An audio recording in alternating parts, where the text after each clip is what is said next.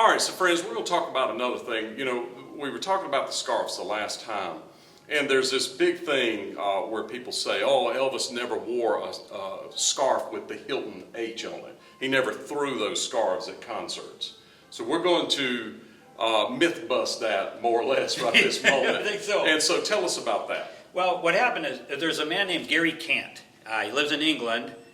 He bought a scarf from me. That's how we kind of got acquainted. He heard about me and so Gary Cant. Cant, C-A-N. No, Gary Cant.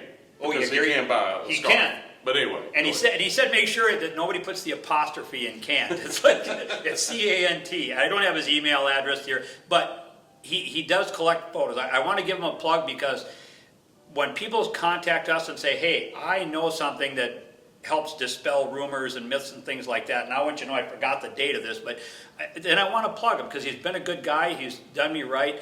So if you have photos that you want to sell, original slides, original photos, he would like to hear from you. And so if you email me, I'll be happy to forward your message to him. I'm not a middleman. I'm not going to buy him and flip him and try to make money. I'll just refer you right to him. Because here's what he did. He contacted me. Everybody keeps saying Elvis never ever wore a Hilton scarf on stage. And if you even saw him with a Hilton scarf, and what the Hilton scarf is usually the blue and white ones that have the big H in the corner. And they were sold at the Hilton in the gift shop. That's the only venue they came from. They were never stage-worn scarves traditionally. And so there's always been this argument that if there's a photo of him in Las Vegas wearing one, someone probably had one and handed it to him, he put it on his neck and then gave it back, and there's all kinds of different things that they use as a reason. But Gary sent me 3 photos. All right, so I'm going to zoom these in so you can see them. That is the double bird suit, which is the suit that he wore the most of the time, but I want you to look at how that scarf is folded. You see the folds in that. Now I'm going to show you another photograph. We're going to go through them. You see that H right there for Hilton. Now let me give you the last one. You see that H. You see that way that scarf is folded? That's not something that somebody just threw to him from the audience. No. Tell us about that. Traditionally, and I'm not going to say Charlie was the only one, but traditionally scarves would come into Graceland and Charlie would prep everything. You know, no matter how anybody looks at it, I think Charlie for the most part was the stage manager of this Elvis Presley show. And I think if you were to ask J.D. Sumner, I think he would just say that all day long, that Charlie was really the backbone of it. And Charlie is the one that knew. They had 2 types of scarves on the piano.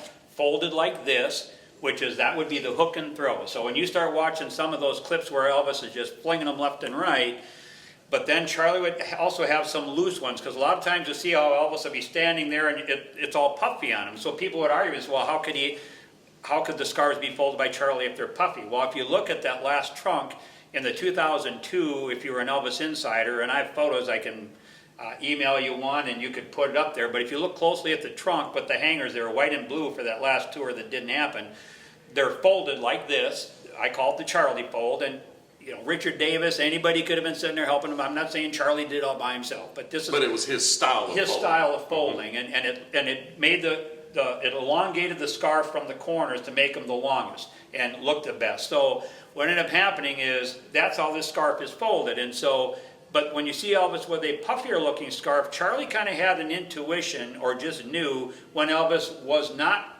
he's not going to throw another one. We're going to put one more scarf on, then he's going to walk the stage and do his work, because Elvis worked the stage. And you hear him in several FTDs, I'll make the rounds, I'll be over here, I'll be over there, and I'll turn around, and that was his way. So Charlie knew that. So if he knew Elvis wasn't going to throw another scarf, he'd put what I call a soft fold around his neck, and then he'd look more presentable because now he's not throwing Which is this right here. You see that? That is, but you see the H on there clearly. That's not added. It is in every one of these photographs.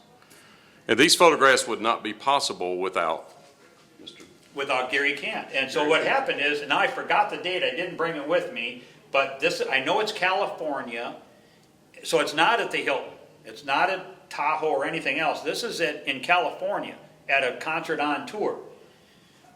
What's he doing with an H scarf on? Some fan didn't come out of the Hilton, drive down to California and hand him, and then it's folded the same way Charlie folded them. So there's no doubt in my mind, somehow.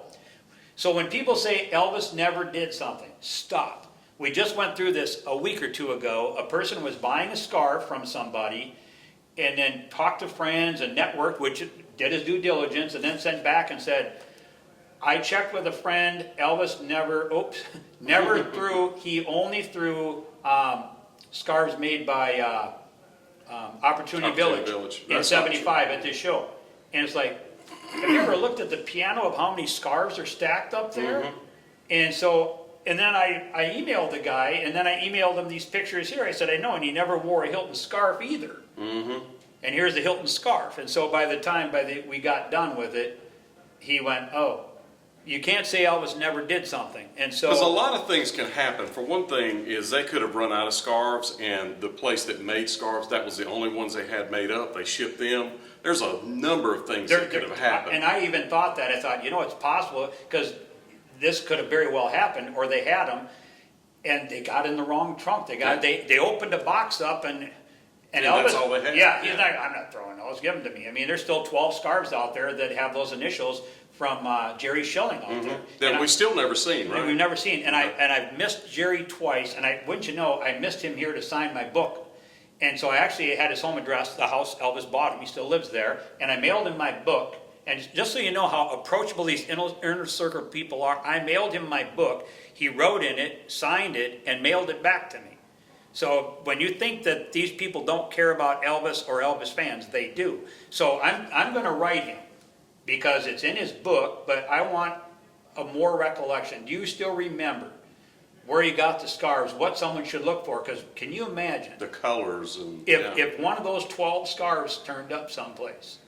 I think it would belong in the Grayson archives. Yeah, certainly. But if someone had one, I'd hate for him to go, I've watched all these videos, this is a fake one, and next thing you know, it's gone. And that could very well happen. But I did want to dispel this. When he sent me these pictures and gave me the permission to print them and publish them, I had to plug them though, so Gary, that's right. That's your plug. But I was amazed when I looked at these, and I thought they weren't just a puffy, it's got the folds, and there's 3 of them, not just one, there's 3 photos. And if you all want the show, the exact show this was at, email me. I forgot to bring it, I don't remember everything, and I will email you the exact date of the show.